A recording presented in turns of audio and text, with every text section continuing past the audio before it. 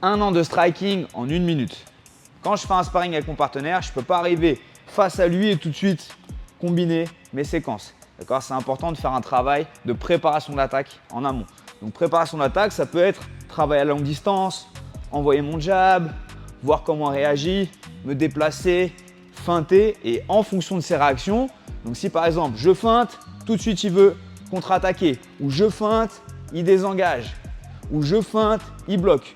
D'accord? Donc je vais devoir faire une lecture, étudier ses réactions et en fonction de ce que je vais observer, je vais adapter mon attaque. Deuxième point important, la variation de niveau.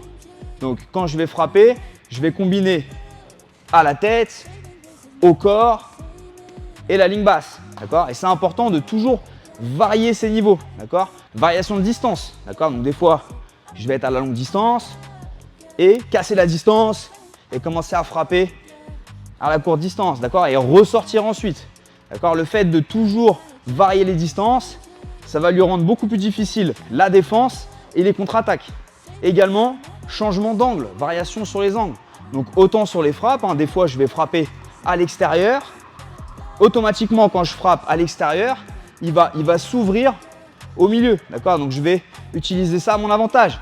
Je frappe à l'extérieur pour ouvrir la brèche au milieu. Pareil le contraire, je viens frapper au milieu, automatiquement il va se fermer, s'il fait, ok?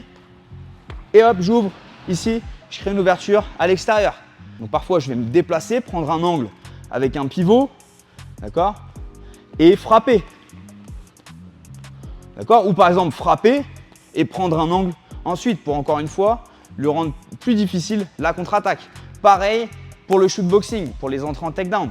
Si je prends un angle et que je rentre en takedown, ça va être beaucoup plus difficile pour lui de défendre quand j'attaque depuis l'angle que si j'attaque au milieu. De face, il a beaucoup plus de champ de vision, c'est beaucoup plus facile pour lui de m'intercepter. Dernier point hyper important, prioriser une attaque. Si par exemple mon objectif c'est d'envoyer un calf kick, aujourd'hui on utilise beaucoup le calf kick, le shoot ici dans le nerf tibial, en dessous du genou au niveau du mollet. Si mon objectif c'est le calf kick, tout ce que je vais envoyer comme frappe avant, c'est un rideau de fumée que je vais envoyer à mon adversaire pour lui attirer l'attention et être vraiment effectif sur mon calf kick. D'accord? Donc je prépare et là j'ai créé l'ouverture et je viens être effectif, créer du dommage sur mon calf kick.